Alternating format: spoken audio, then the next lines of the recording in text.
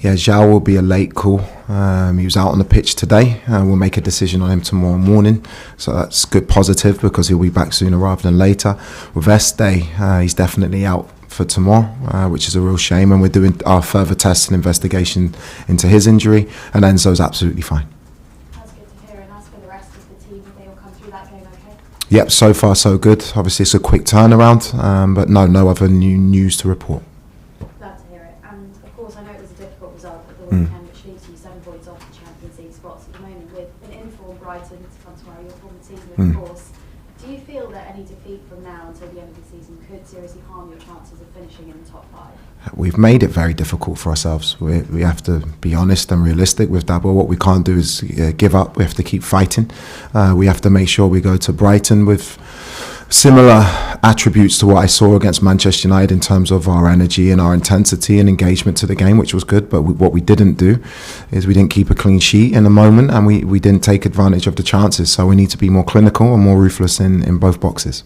Yeah, actually on that, you spoke last week about how the performances have been there, but the results haven't quite been. And actually, since March, there's a statistic where your team have created 67 shots, more than any other team in the league, even though the goals haven't quite been there. So how much does that speak to the work that you are doing on the pitch, and how can you make sure the end product is there going forward?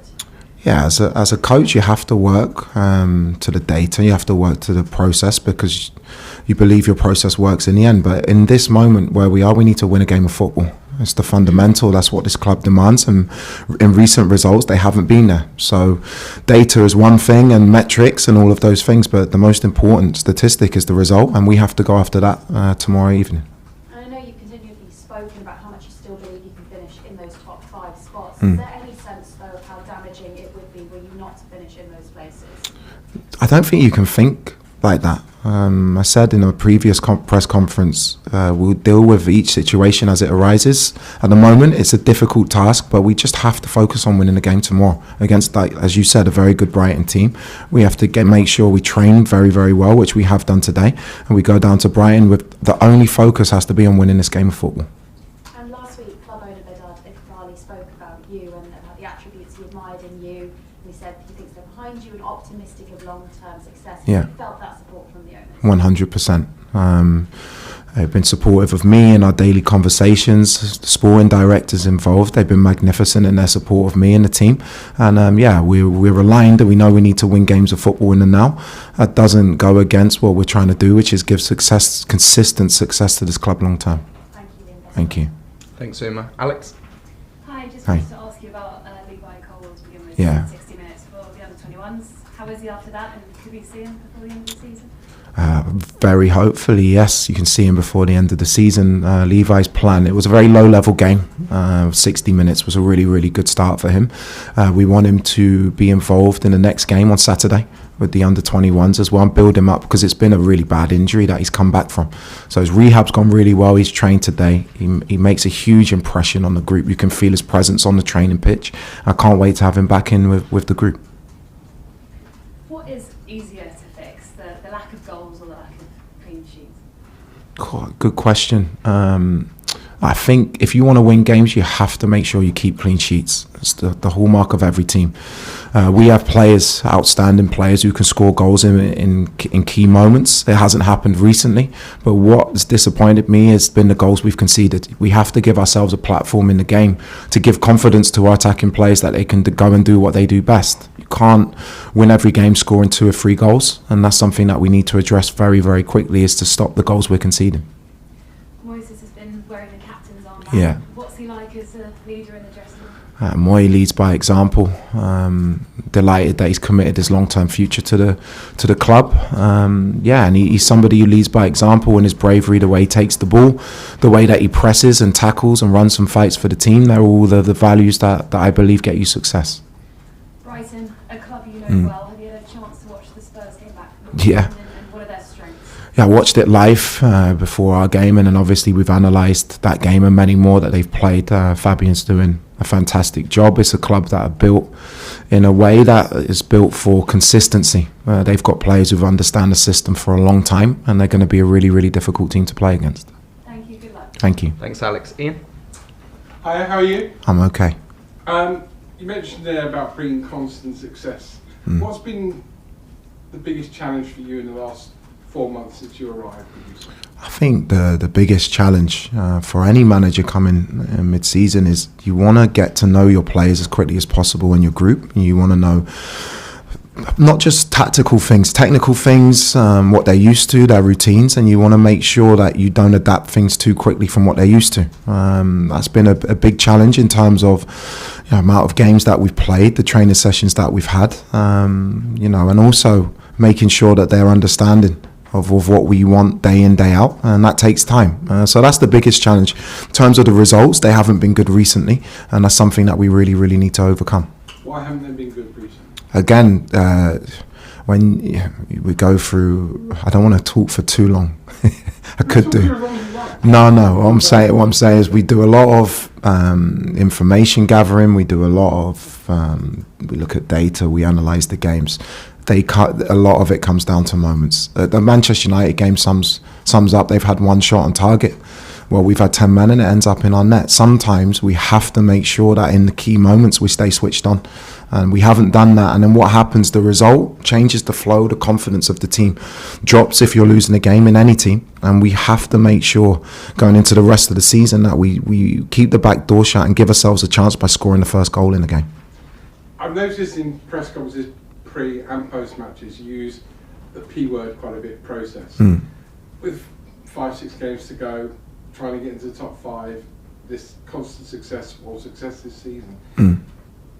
Is it perhaps time to park the process till the summer for next season and just go all out to try and win football matches, however you do it? We do. It's a process, the process of how we work to win a game. That's a process. How we train, how we deliver meetings, what the tactics are, that's a process. The process is to win every game that we play. So when I use the word process, you have a short-term process and you have a long-term process. For me, the idea from day one, I've said it from coming into this club, is to win now. It's simple. This is what this club demands, and we're not doing that. So all of the noise and all of the things that people are talking about, it's normal in this moment. The process now for me is to win the game tomorrow against a very good team in Brighton.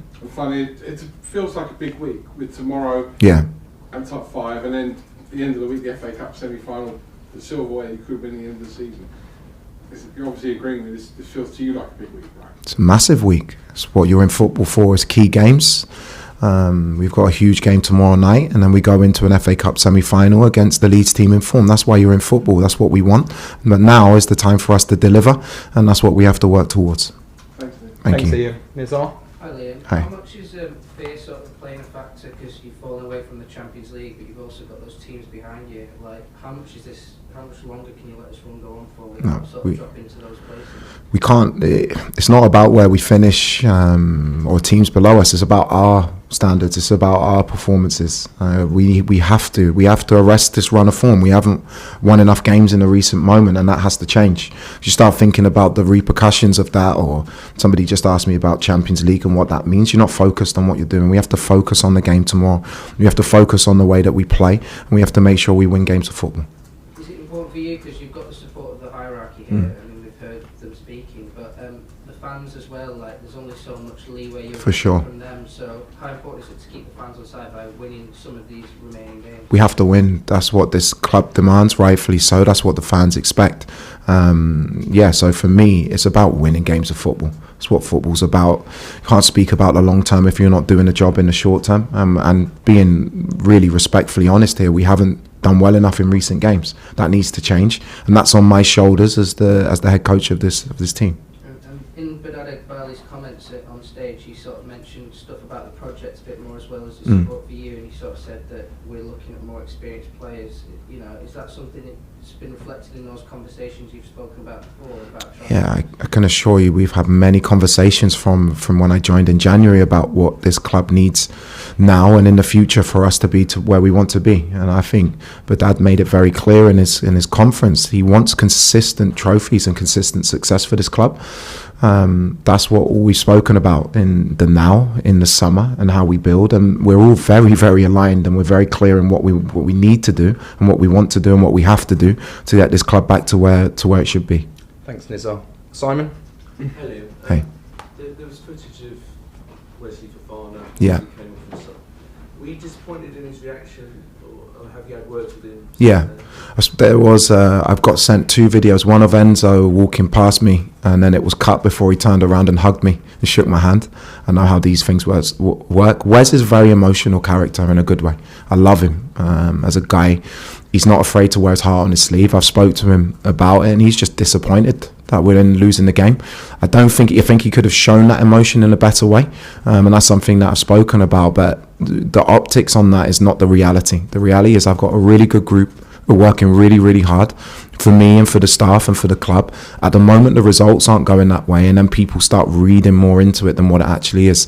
Wes apologised for his reaction, but these are young players who are going to make mistakes in the moment. And so, no issues in terms of selection for tomorrow night? No. And you spoke about your sort of 100% backing from the club.